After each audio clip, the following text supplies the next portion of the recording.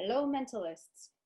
Today we're going to be talking about psychoneural identity theory, which in other language is mind-brain identity theory. It's the theory that says that your mind is made up of your brain. They're identical. Anytime that you have a mental event, you have a physical event. Anytime you have a physical event, you have a mental event. Why? Because they're the same thing.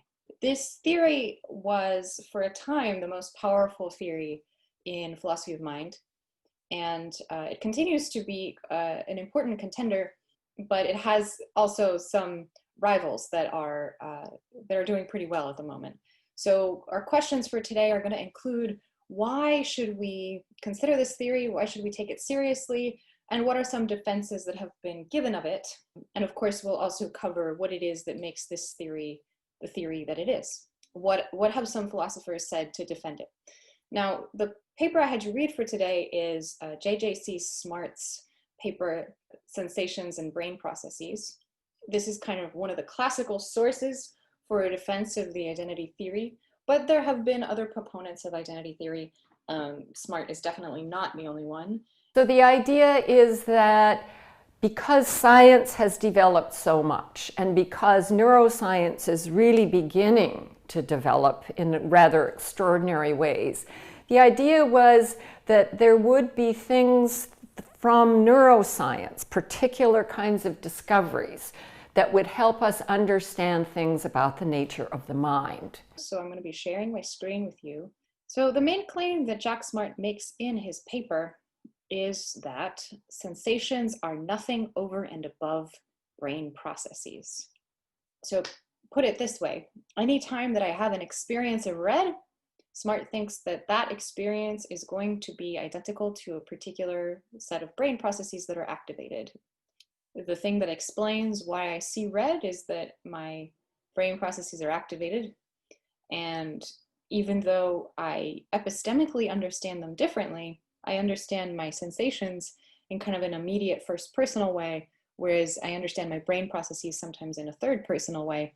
That's not a problem for Smart. He thinks that the identity doesn't require that we access these two things in the same epistemic way.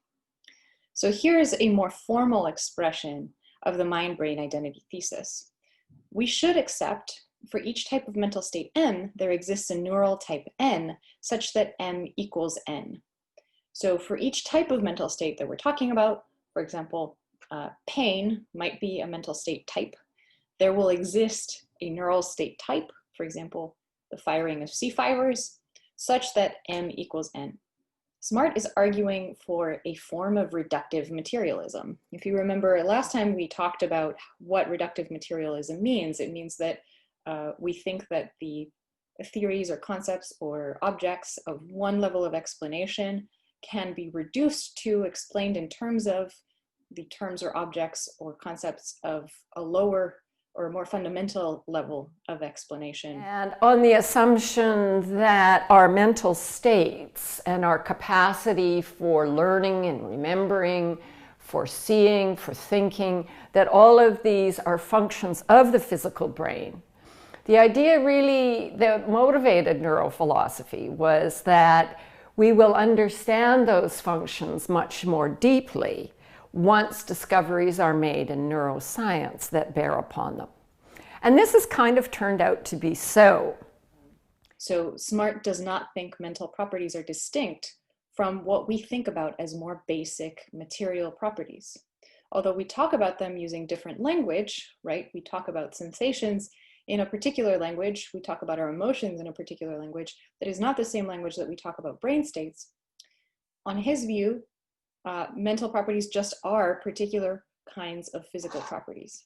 And why should we think that they're the same as opposed to different, right? Why isn't another plausible solution that maybe mental states depend on physical states but are not the same as them? Why not say that the mental states supervene on the physical states without being identical to them? Smart has an argument that is based on the notion of simplicity. Basically, he thinks that his theory is the better theory out of the theories we could have in philosophy of mind because it's the simplest. It follows Occam's razor. It postulates the fewer number of ontological entities that are required for explaining the things that we observe. Here's how it would go. You start with reports of your sensations. For example, ouch, I feel pain, ah, ow, and then you ask of them, are they merely expressive reports? Are they just behaviors? Are they just things that I'm doing? Kind of like, if you were to set a little robot dog going and it barked, the little robot dog goes, bark, bark. Would that barking be a report? Would it be reporting something about its internal states, for example? Or is it just a behavior? We think, in the case of the little toy robot dog, that in most instances, it's just a behavior. It's just doing what it was programmed to do. It doesn't mean that the bark is saying something about the internal state of that little robot dog. But in our case, when we report our sensations, when we say, ouch, I feel pain, it certainly seems to us like we are talking about something that's happening internally. We're reporting on something that's happening inside of us. So Smart says that. He says that the reports are reporting something. It's just not a psychical something. It's not an irreducibly mental thing that we're reporting. We're actually reporting our brain processes, on his view. So if I report, ouch, I'm in pain, what I'm saying is, I'm in a particular kind of brain state, and it's one that I don't want to be in, or something like that. If you're not a psychoneural identity theorist, if you're someone like Descartes, your reports of your internal processes are not reports of brain states. They're reports of the states of a floating ectoplasmic entity or something like that. An irreducibly non-physical being. For Smart, that explanation isn't a very good explanation. It multiplies the number of entities that you need to account for what's happening. So it's simpler to say that when we report sensations, we're just reporting brain processes. We don't need to say that there's both brain processes happening and these non-physical, irreducible things that are not identical to brain processes that are being reported by the thing that I say. So does that kind of make sense? His argument is pretty straightforward. If I say, ouch, I'm reporting some brain state that I'm in. If I say, oh my gosh, this apple pie tastes delicious, I'm saying something about what mental state I'm in. I've just tasted apple pie. I'm telling you that I'm having a response to apple pie and that it's a pleasurable response. Maybe I'm telling you something about like my dopamine levels or my endorphins or something. If I tell you, oh, I feel really tired today, I'm reporting my brain states.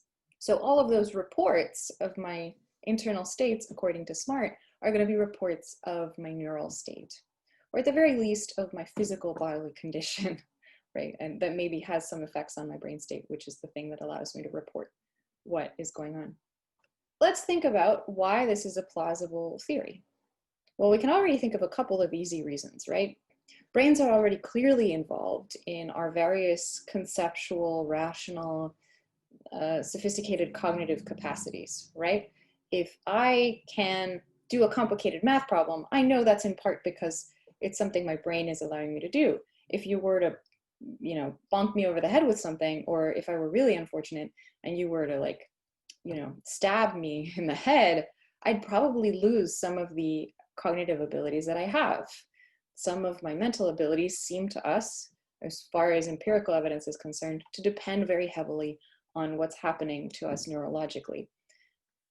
So let me give you an example of what in the early days kind of motivated me to think that to understand the mind, you need to understand the brain. So the discovery that really motivated me, I think, was the discovery made in California at Caltech that in human patients who were treated for epilepsy surgically, a very remarkable result was observed. These are known as the split brain patients. So they were epileptic, but their epilepsy could not be treated by drugs. So what happened was surgeons suggested that if you separated the two cerebral hemispheres, the right from the left, that this might have the good effect for the patient of controlling the seizure. So what they did was they separated the two hemispheres by cutting the nerve sheet that normally in us connects the two hemispheres, and it keeps information on this side sent to information on this side and vice versa. The deeper structures were not, of course, split. So it was really just at this upper level where the cortex connects.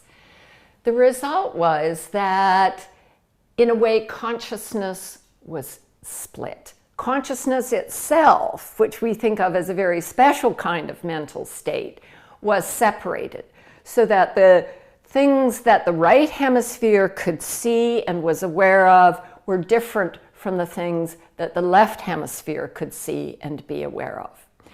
And one of the surgeons, Joe Bogan, tells a story of the very early post-surgical days of one of the patients. So the patient was a man who was sitting in a chair.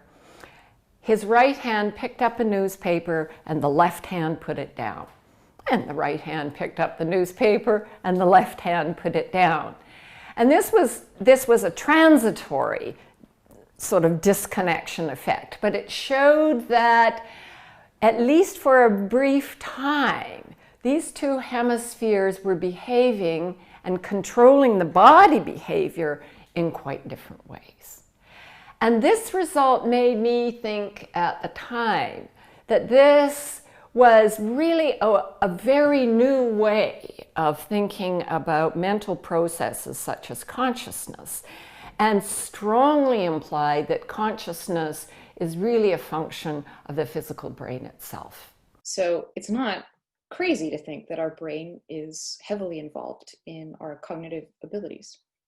Similarly, our brain seems heavily involved in our ability to have certain types of sensations.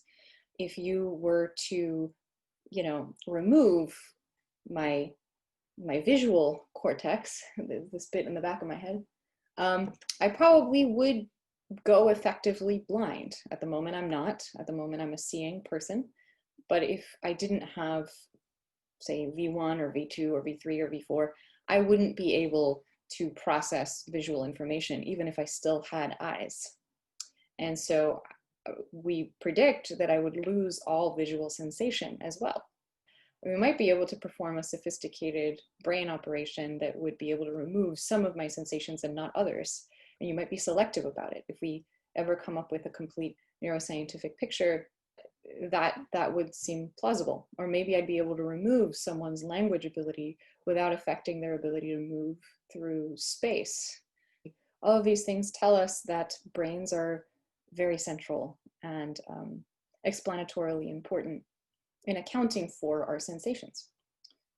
Smart is asking, why not make the leap and say that the explanation for this evidence that we're seeing is that our minds just are our brains. When you remove my visual cortex, the reason that I can no longer have visual sensations is because the visual sensations are the activation of those brain areas. They're not different. What are some problems that you might be able to think of with this view? Let's reflect on this for a second. So here's one major question.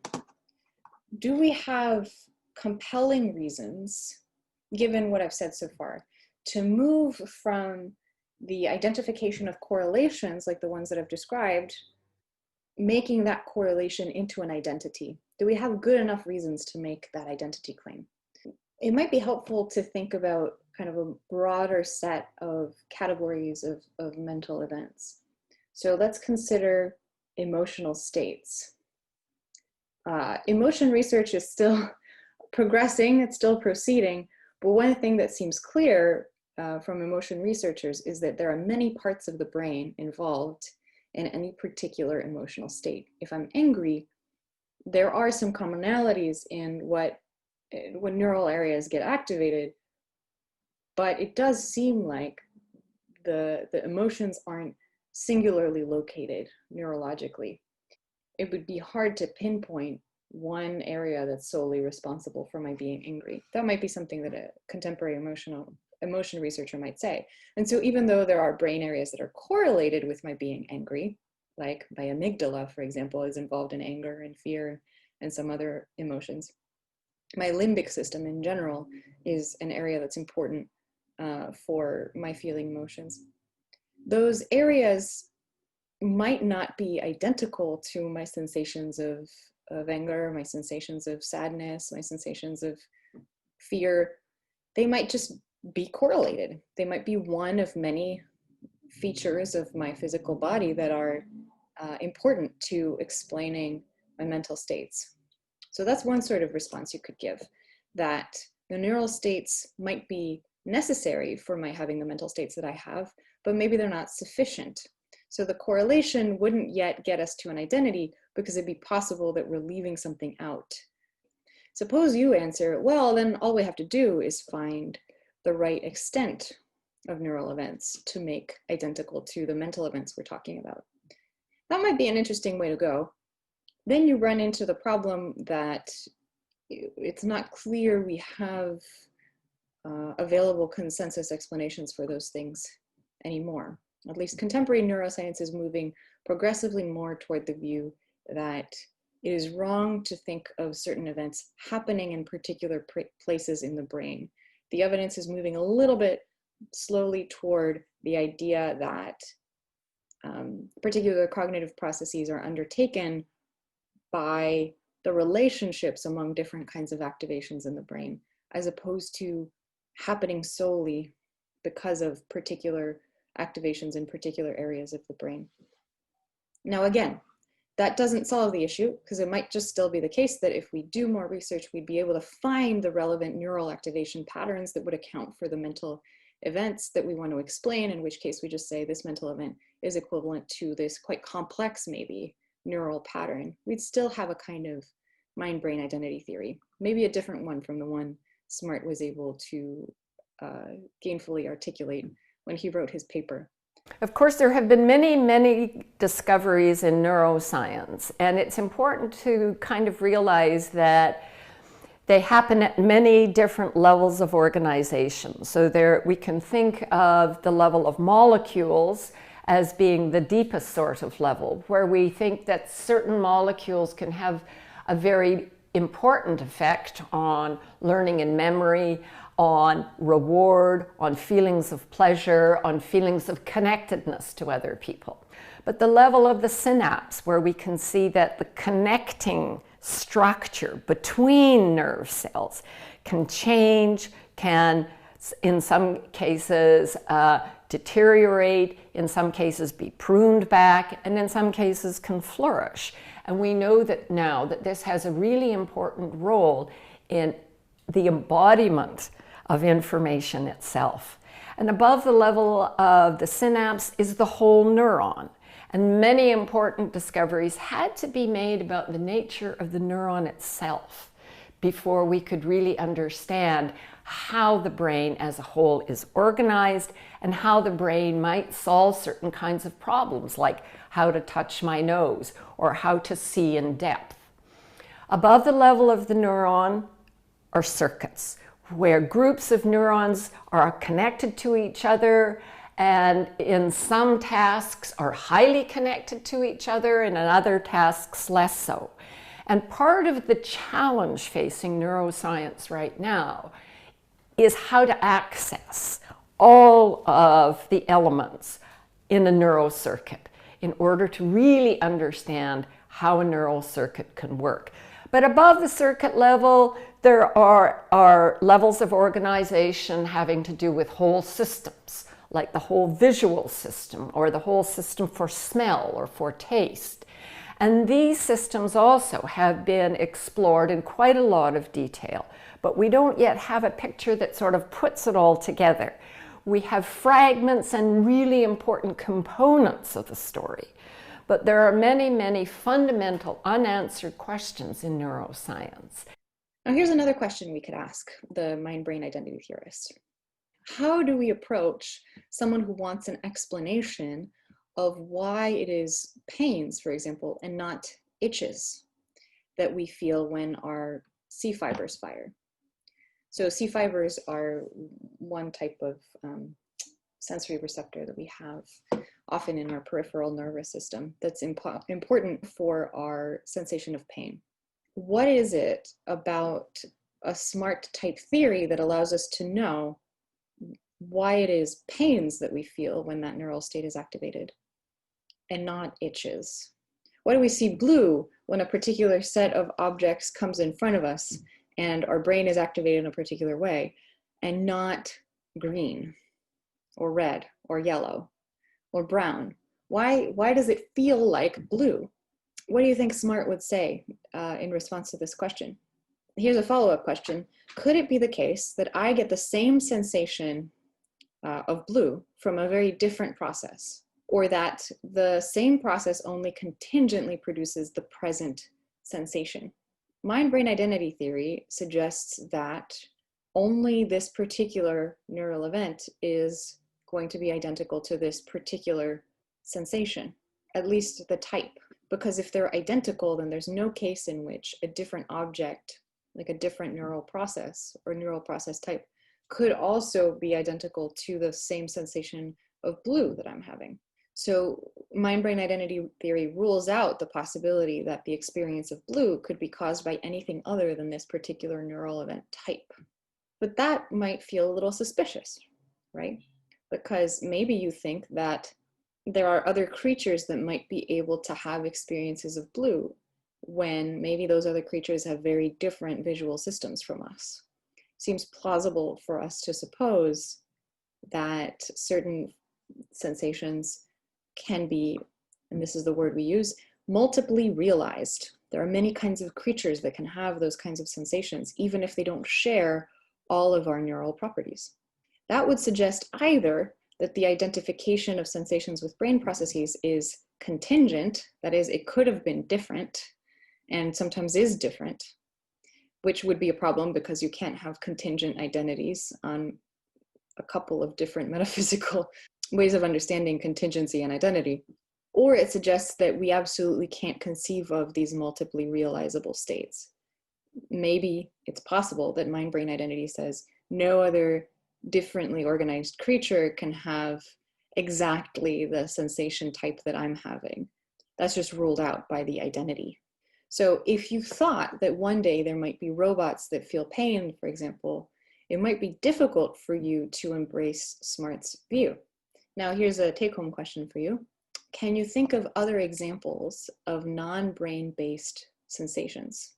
Things that you think somebody or something might be able to feel that are not based in your brain. Do you think SMART's argument from simplicity is a good argument? Do you think it's a little too quick? What premise would you reject in his argument if you could pick a premise to reject? Would you reject the idea that your claims about your sensations are not reports? Would you reject the idea that the identity follows from the correlation because of simplicity?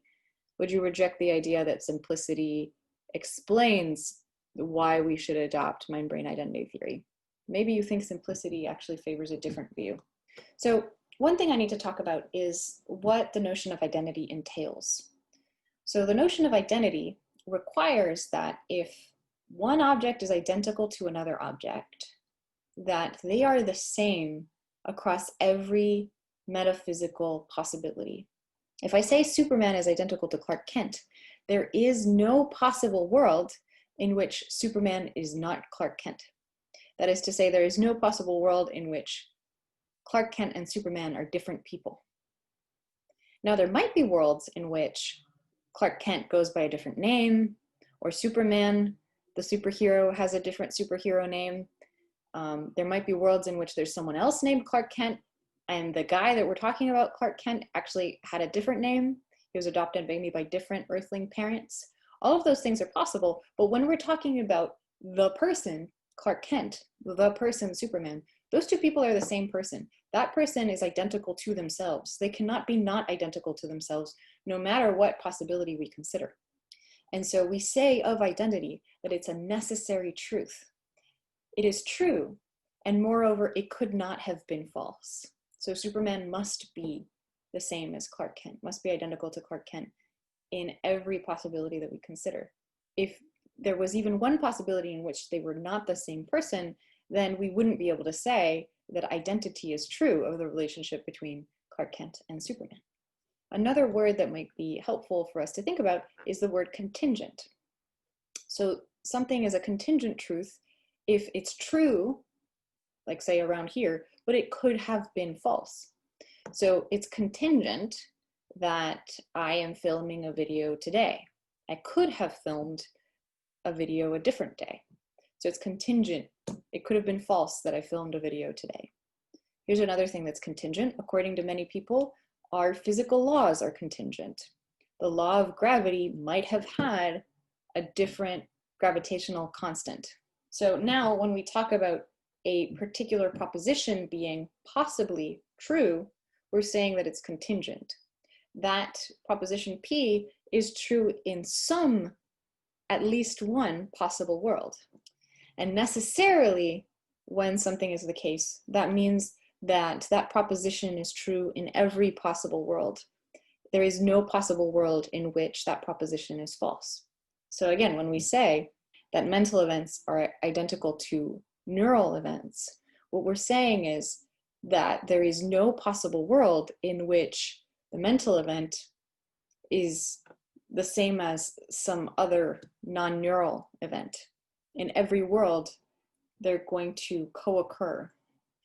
Why? Because they're identical.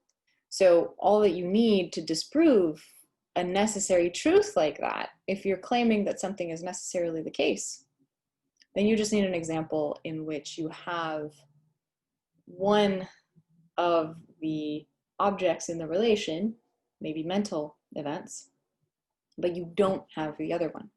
All you need is a world where we might be able to conceive of the mental event happening without the neural event. If that ability that we have to conceive that that might be the case is sufficient to show that it's possible, then we'll have a counterexample to mind-brain identity theory. And it'll turn out that mind-brain identity theory is false. And we'll look at one such argument in a little bit. It's called the zombie argument. It argues that we can conceive of cases in which something has neural events, but it doesn't have mental events. And if we can conceive of that, and it's true that what we conceive is possible, then we'll have a counterexample to mind-brain identity theory. So just one other thing that I'm going to talk about really quickly is just to briefly mention our optional secondary reading on Merleau-Ponty's The Phenomenology of Perception. We just read a small section from pages 3 to 12 of his chapter on sensation. And in this chapter, Merleau-Ponty is complaining that other analyses besides his have missed important features of the phenomenon of perception. What he's going to end up saying, and I'm not going to go over my notes in too much detail here, I'm just showing you some of the content of the claims that he's going over. He considers the idea of sensation as impression. He considers the idea of sensation as quality. He considers the idea of sensation as the immediate consequence of stimulation. And ultimately, he rejects all of these different analyses of sensation.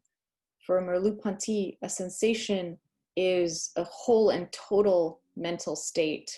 It's not any particular singular experience. For him, the manifold of experience, the gestalt, if you will, of experience can't be divided up into lots of little components. And that's sort of a central claim of Merleau-Ponty's. So it might be difficult if we take this analysis for Smart to say what he wants to say about mind-brain identity, because for him, when I'm reporting an internal state, when I'm reporting a sensation like, ouch, I'm in pain, I'm reporting, in a sense, one aspect of my experience. I'm not reporting my entire experience. For Merleau-Ponty, that would be very difficult because you can't report only on specific impression type things that are happening. He doesn't like that language. And now I don't have the kind of wherewithal to be able to give you a complete account of Merleau-Ponty's theory, but Merleau-Ponty is in what we call a phenomenological tradition, which rejects some of the assumptions that are being made in the tradition that Jack Smart is in, which is the analytic philosophical tradition, which is the one I'm mostly focusing on for the purposes of our class, which is not to say that the phenomenological one is not very interesting and very informative. And I think I'll have a couple more things to say about it as the semester rolls along. One important difference between someone who's taking on the sort of background assumptions that Smart is taking and someone who's taking on a phenomenological perspective in the style of Merleau-Ponty, there's more than one, is that for Smart, there's an objective world that exists that we know about, in a sense, independently of our perception of it. We can rely on the notion of there being a distinction between the subject that I am and the object that I'm considering, the world. And the things in the world exist pre-theoretically on the analytic philosophical picture. So physical objects are, in a sense, more primary than my sensations or my awareness of the physical objects. And so the scientist is, when they're conducting science, they're trying to redescribe the world in subject neutral or subject independent or mind independent terms.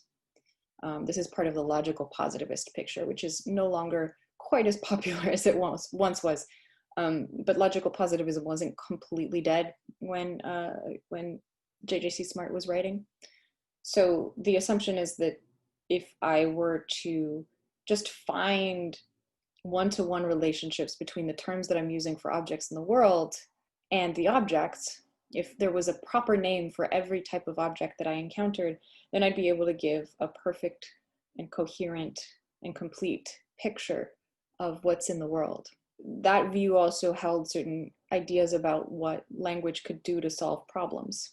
Being able to say things like, my name for this thing, sensation, is actually picking out the same thing that my name for this thing, brain event, is picking out. They're picking out the same object. There's, in a sense, language is coming to the rescue and helping us get out of this metaphysical problem. For someone like Merleau-Ponty, that's wrong. We can't talk about a world being given to me in sensation. The world is not existing prior to my experiencing it, not because it's not a physical world. For Merleau-Ponty, materialism is true, but it's because I am only able to construct the world upon my sensing it, and I am a part of the world. I'm not separate from the world. And the thing that I am is in a series of actions. I'm a series of doings, a kind of responsiveness to the world. That's the kind of being that I am. So for the phenomenologist, for them, the mind-body problem is solved in a very different way than it is for someone like Jack Smart, even though both Merleau-Ponty and Jack Smart are materialists. And one of the roots that someone like Merleau-Ponty uses is a kind of transcendental idealism. And I don't have time today to go into transcendental idealism.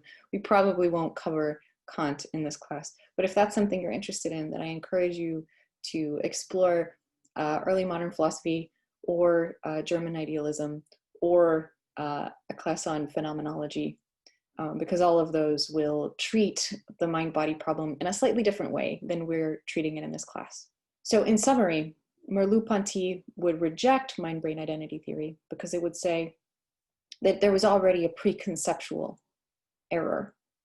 When we were going in using these concepts, we were making a mistake. We were making a mistake in thinking we can individuate sensations. We were making a mistake in thinking that we can reduce ourselves to brains. Someone like Merleau-Ponty thinks that it is more true to say that I am my body. My body is primary in my capacities as a subject to interact with the material world that I'm in. Whereas for someone like Smart, the brain is the most important locus of cognition.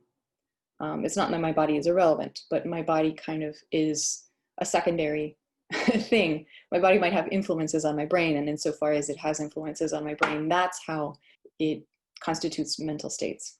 There's some food for thought. That's all the time that I have for today. Thank you so much for listening. I hope that you spend some time thinking about mind-brain identity theory, and I'd love to hear all of your thoughts, objections, reactions, further questions about Smart's presentation of the mind-body identity theory. Thanks so much, everybody. Stay safe.